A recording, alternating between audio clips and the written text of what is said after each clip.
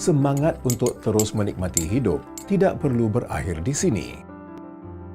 Sebaliknya, ia harus menjadi lebih bermakna dan memberi lebih ketenteraman. Nikmati kemudahan yang sedia ada, kerana semuanya ada di hujung jari. My Pesara meningkatkan kualiti persaraan. Terima kasih Kuap kerana menjemput kami daripada KPJ Ampang Puteri untuk bercakap perihal salah satu penyakit yang sangat common, dan boleh membawa bahaya dan juga boleh membawa padah lah atau maut dalam sesetengah kes. Kita akan bercakap perihal influenza. Apa itu influenza, apa itu virus influenza, siapa yang selalu kena influenza dan siapa yang terkena, siapa yang akan jadi lagi teruk. So in general kita akan bercakap perihal penyakit influenza secara keseluruhan dan apa kaedah rawatan dan apa kaedah pencegahan untuk kita elak daripada dapat penyakit influenza ini in the first place.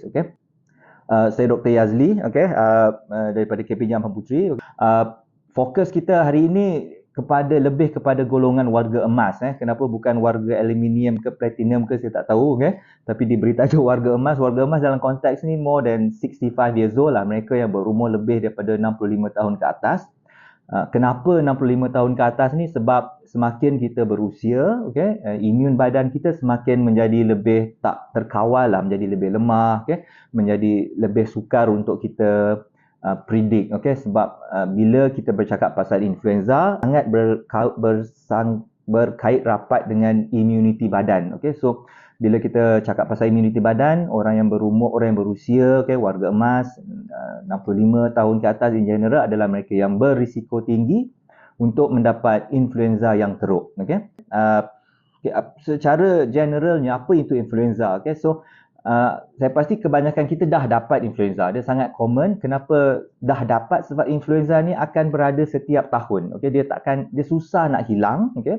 Sebab dia berada dalam badan manusia, dia berada dalam haiwan. Selagi dia berada dalam dua kelompok ni, selagi tu virus tu takkan hilang lah. Maksudnya selagi ada haiwan, selagi ada manusia, selagi tu ada virus influenza.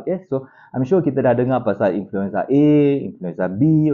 So dua virus influenza ni adalah influenza yang common berada di kalangan kita. Influenza A berada dalam haiwan dan manusia. Influenza B hanya berada dalam manusia aja. So selalu kita dengar influenza A lah sebab ada haiwan lagi senang dia melompat kepada manusia. Sebab tu influenza ni sentiasa akan berada dan takkan hilang-hilang. So bila kita dapat influenza, apa yang akan berlaku? Kebanyakan masa penyakit ni mild aja atau tak serius. Maksudnya dia tak akan buat kita susah nafas, dia tak akan buat kita tenat, dia tak akan buat macam COVID dulu-dulu lah. Kebanyakan masa influenza ni hanya penyakit yang biasa-biasa, alright? Tapi ada golongan tertentu yang akan menjadi luar biasa. Macam kita cakap tadi, golongan berusia contohnya. Luar biasa maksudnya dia bukan sekadar menjangkiti kawasan tekak, sakit bukan sekadar setakat demam dan sakit tekak contohnya, tapi mereka akan mendapat komplikasi paru-paru lah, atau kita panggil influenza pneumonia. Maksudnya bila dia dah turun paru-paru itu serius. Bila dia dah kacau paru-paru, dia akan buat kita susah nafas, oksigen turun, dan itu adalah satu yang kita panggil bahaya. Bila influenza dah turun paru-paru, agak sukar untuk kita nak rawat betul-betul. So secara keseluruhannya, keamnya, kalau kita terjumpa orang yang ada influenza, maksudnya kita sihat, kita jumpa orang yang tengah batuk sesama, kemungkinan besar dia influenza, kita tak akan sakit immediately. Itu kita panggil tempoh inkubasi lah. Tempoh inkubasi itu adalah tempoh yang mana virus tu masuk dalam badan kita, tapi kita tak ada lagi tanda simptom. Maksudnya kita tak tahu kita dah dapat virus influenza daripada orang tu. So tempoh inkubasi ni 1 ke 4 hari. Maksudnya kalau kita jumpa orang tu hari Isnin, mungkin hari Khamis baru kita demam. So dalam tempoh 1 ke 4 hari tu kita tak akan ada wabak-wabak atau simptom-simptom yang menandakan kita ada influenza. Right? So itu tempoh yang sukar untuk kita tahu kita ni ada virus ke tidak. Itu yang leceh sebab kita tak ada simptom. Tapi once kita akan ada simptom, okay, dia berlaku pada lepas hari keempat seterusnya. Okay, itu yang kita akan start demam, sakit tekak, sesama, sakit badan. Okay, itu semua simptom biasa. Alright. Ada orang yang akan dapat luar biasa yang kita cakap tadi, mereka akan start susah nafas. Itu akan berlaku pada hari ketiga, keempat selepas kita dapat virus tu lah.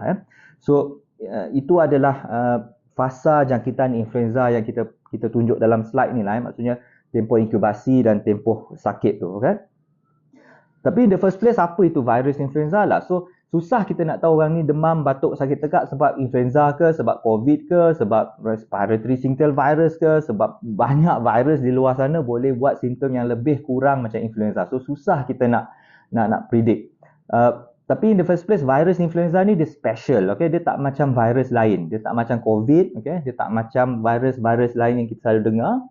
Virus influenza ni dia macam Lego, okay? Dalam badan tu macam Lego, bricks dia tu senang bertukar-tukar tanpa perlu susah nak fikir lah. Maksudnya dia senang-senang je swap genetic material dia, okay? Sebab tu kita asyik dengar H1N1 lah, H2N3 lah, H2N5 lah, HN tu sentiasa berubah-ubah sebab itu PL dia. Itu dia punya skill lah. Maksudnya bila satu virus influenza jumpa satu virus influenza, apa diorang buat? Diorang bertukar maklumat. Okay, itu diorang punya kerja. Dan kaedah diorang bertukar ni sangat senang sebab dia punya susunan genes dia tu macam bricks lah. Dia senang swap. Sebab tu kita akan dengar ada pandemic influenza, okay? Yang selalu kita dengar tahun-tahun tu endemic, maksudnya dia seasonal influenza. Itu tak bahaya. Maksudnya seasonal influenza ni badan kita dah terdedah sebelum ni, okay? So bila badan kita dah terdedah, imun badan kita tak terkejut, okay? Problem akan berlaku kalau virus influenza ni dia swap dia punya genetic material dia tu secara mendadak. Maksudnya dia tukar habis, okay? Itu kita panggil antigenic shift lah, dia tukar gear terus, okay? Bila dia tukar gear terus, okay, time tu virus tu akan menjadi baru, okay? Dia tak pernah wujud sebelum ni, okay? So kita panggil novel virus, novel influenza. So dia senang nak jadi novel virus, itu akan menyebabkan pandemik, okay? Maksudnya pandemik maksudnya semua orang akan kena sebab semua orang tak ada lagi immunity terhadap genetik yang baru ni, dan kematian pun akan jadi sangat tinggi sebab kita tak ada lagi imun badan kita tak pernah lagi jumpa dengan novel virus influenza macam ni. So itu problem paling besar dengan influenza lah, sebab dia senang nak jadi baru, senang nak jadi virus yang baru. Yang mana bila dia jadi virus baru, imun badan tak prepare, okay? Bila kita kena je, kita memang akan jatuh sakit dan nasib tak baik boleh membawa maut, okay? Sebab imun badan jadi kelang kabut. Alright? Itu kepandaian virus influenza ni, dia tak macam virus lain, okay? So in other words, dia senang bertukar maklumat lah di antara satu virus influenza dengan virus influenza yang lain, okay? So siapa yang senang nak dapat virus ni? Semua senang, okay? Daripada budak-budak sampai orang berusia, semua sangat mudah dijangkiti. Tapi tak semua akan jadi teruk, okay? Mereka yang kita cakap awal-awal tadi, orang yang berumur 65 tahun ke atas ni berisiko untuk menjadi lebih teruk sebab imun badan tu bila kita berusia dia jadi semakin tak kuat, okay? Itu satu. Wanita mengandung, of course, okay? Mengandung atau 2 minggu lepas delivery, okay? Itu tempoh jangka masa influenza tu boleh jadi teruk. Mereka yang mempunyai BMI tinggi, okay? So waktu COVID tu kita nampak obesity tu adalah salah satu simptom yang senang-senang nak buat paru-paru tu kena COVID, okay? So dalam kes influenza pun sama konteks dia. Mereka yang mempunyai BMI tinggi, imun badan pun jadi kelam kabut sikit, alright? So BMI tinggi merupakan salah satu risiko influenza menjadi lagi teruk, dan mereka yang selalu kita dengar kat TV, kat radio, orang yang ada diabetes, sakit buah pinggang, sakit jantung, okay? Itu pun salah satu risiko untuk influenza menjadi lebih teruk, okay? So 4 kategori ni kita risau, okay? Kalau mereka dapat influenza, okay? Maksudnya kita akan lagi lebih berjaga-jaga, pantau di ward, make sure oksigen tak jatuh, make sure paru-paru tak teruk, okay? So 4 kategori ni. Macam mana kita nak diagnose influenza? Okay, so kalau COVID kita dah dengar PCR, so I'm sure kita dah familiar dengan PCR, okay? So Unfortunately, nak diagnose influenza pun lagi bagus pakai PCR. Okay? Tak senang, tak murah, tapi unfortunately that's the way kita nak betul-betul confirm influenza. Okay? Maksudnya kalau kita pergi hospital, doktor kata test tu negatif. Okay? Tanya dia test apa yang kita buat. Okay? Test PCR ke, test antigen. Okay? Sebab dua ni je kaedah untuk kita detect influenza. Kalau dia kata test antigen, okay, tanya dia ada PCR tak? Okay? Kalau kita ada insurans, ada duit lebih sikit, bayar PCR tu. Okay? Sebab test PCR ni lagi sangat sensitif, almost 100%. Maksudnya kalau kata kita ada influenza, dia buat PCR, kalau negatif, insyaAllah negatif. Kita confident. Okay? Tapi kalau dia buat antigen, kalau negatif, tak bermaksud dia negatif. Okay? Itu yang leceh sikit bab diagnose influenza ni lah. So kita kena tahu apa kaedah yang doktor tu guna kalau kita nak confident lebih. Maksudnya nak diagnose dia susah sebab in general nak diagnose virus ni tak sesenang nak diagnose bakteria. Okay? Virus ni dia leceh sikit. So unfortunately PCR ni atau nucleic acid test ni is the way to go lah. So tanya pihak hospital apa test dia guna. Okay? Kalau positif by PCR tu kita confident lagi. Alright? Ni suatu contoh gambar mana kita nampak test PCR untuk check virus. Okay. So in other words, banyak kuman yang boleh menyebabkan sakit tekak, demam, sesama. Okay. Susah doktor nak kata ini influenza, ini COVID, ini apa. Okay. So kita kena dapat kenal pasti apa test yang kita buat untuk kita tahu ini influenza ke tak. Okay. Kalau kita tengok dalam gambar ni, itu satu contoh PCR. Okay. Kita test untuk certain virus. Dalam kes ni, pesakit ni positif untuk influenza A. Okay. Kita nampak influenza A dekat situ detected. Okay. So kalau kita perasan, dia ada dua kuman. Okay? Ada influenza A dengan bawah tu kita ada Streptococcus pneumonia. So ini PL influenza. Okay?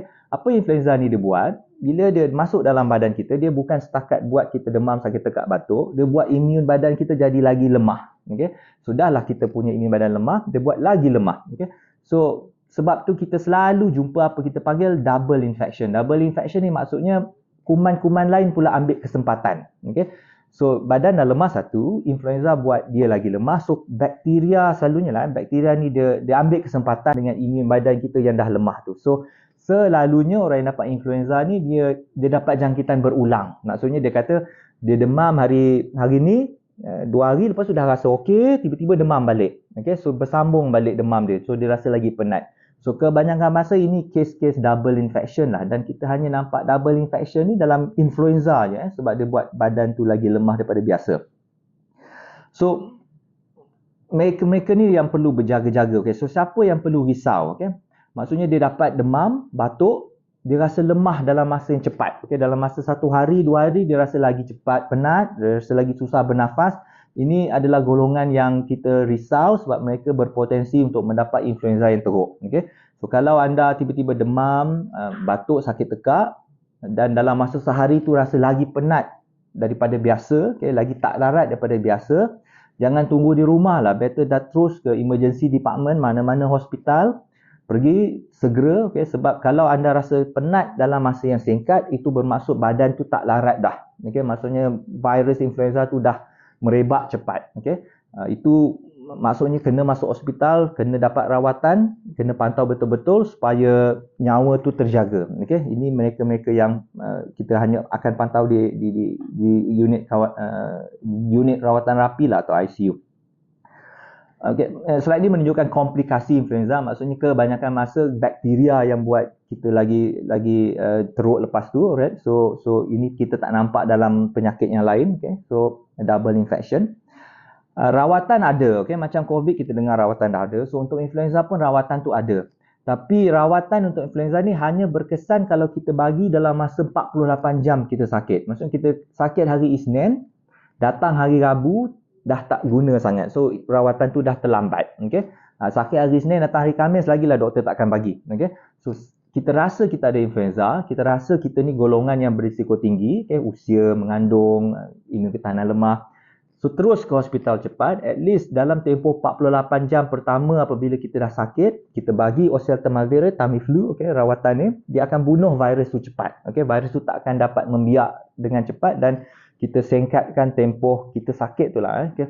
So the clue is 48 hours. Okay, kita rasa kita risiko tinggi, kita rasa mungkin kita dapat influenza, terus ke hospital. Walaupun test tu negatif, tanya dia test apa. Kalau dia buat antigen, tak pakai. Okay, so mungkin kita perlu buat PCR, tapi the idea is kalau kita rasa kita ada influenza, kita ada kontak dengan orang, dalam 2 hari tu try dapatkan rawatan as soon as possible, okay, supaya kita tak berisiko untuk menjadi lebih teruk. Itu yang paling penting. Kalau kita muda belia, okay, yang tak emas lagi, masih besi lagi ke apa, okay, tak perlu ke hospital, make sure kita duduk di rumah, tak keluar. Okay. Kalau kita rasa kita ada influenza macam COVID lah, jangan pergi kerja, ambil MC. Okay, kita kurangkan risiko, kita paskan benda tu kat orang lain. Itu at least benda-benda yang kita boleh buat untuk elak cegah daripada kita dan orang lain yang mungkin boleh mendapat influenza yang lebih teruk. Okay? Kalau kita tak tahu dia orang punya immune system sebagainya. Right? So, pencegahan, of course, macam kita dah biasa dengar sebelum ni, elak pergi tempat crowded. Okay? Sebab influenza ni macam COVID, dia droplet. Dia keluar daripada air bersin, air batuk. Okay? So, dia boleh pergi ke kita melalui cara ni. Okay? So, elakkan tempat crowded, pakai mask. Kalau kita orang yang berisiko tinggi, pakai aja mask. Okay? Jangan risau. Okay? Elakkan pegang muka, mata, hidung, mulut sebab virus-virus ni masuk melalui kawasan-kawasan tu. Okay? Dan yang penting kalau kita tak sihat, rehat di rumah, jangan keluar. Alright? Macam kita cakap, kita ada rawatan untuk cegah. Okay? Maksudnya kalau di rumah tu kita dah ada influenza, kita pas kat isteri kita, dia mengandung, dia tak dapat lagi simptom. Tapi isteri tu boleh dapat rawatan untuk cegah daripada dapat influenza tu in the first place. Okay? So the idea is pergi ke hospital dan tanya doktor apa yang perlu dibuat untuk elakkan dapat influenza ni. Vaksin, okay? Kita nampak vaksin memainkan peranan yang penting. Okay? Kalau contoh paling bagus COVID lah. So kalau vaksin tak ada, kita tak boleh cakap pasal influenza hari ni lah. Sebab takkan hilang penyakit tu. So untuk influenza pun vaksin ada. Okay? Tapi untuk influenza, vaksin tu kena ambil tahun-tahun, every year. Sebab setiap tahun macam kita cakap, dia akan berubah PL. Dia berubah baju, dia berubah seluar. Okay? So setiap tahun kita akan predict strain apa yang akan berada banyak dalam negara tu. Okay? So setiap tahun vaksin tu akan berubah-ubah. Okay? Mengikut apa yang kita predict jenis influenza yang akan keluar. Okay? Sebab tu influenza vaksin kena ambil setiap tahun. Okay? Bukan sebab imun tu turun-turun, tapi sebab setiap tahun virus tu sendiri yang berubah. Okay? So kita kena ambil vaksin yang target virus yang kita predict akan berada pada tahun tu lah. So vaksin tu penting. Okay? Maksudnya kalau kita dah kena influenza tu, dia buat kita kurang teruk. Okay? Dia buat kita tak jadi lagi teruk lah. That's the main idea of vaccine. Right? By then kita dah rasa dah habis dah cakap pasal influenza, right? I'm sure kalau ada soalan boleh post di Facebook, alright? Tak sure datang hospital, tanya doktor, okay? Tanya doktor apa test yang dia buat untuk confirm influenza ke tak, okay? Ada rawatan, kita memang ada rawatan dia senang nak dapat, okay? Kalau kita ada influenza, make sure kita dapatkan rawatan kalau kita berisiko tinggi untuk mendapat influenza yang teruk. Yang paling penting, tak ada pening kepala, ambil vaksin. Okay? At least badan kita dah prepare untuk lawan virus tu kalau kita kena juga influenza tu. Okay? So 3 faktor ni penting untuk kita cegah daripada dapat influenza dan cegah kalau dah dapat, cegah daripada mendapat influenza yang lebih teruk. Alright? Sekian, terima kasih.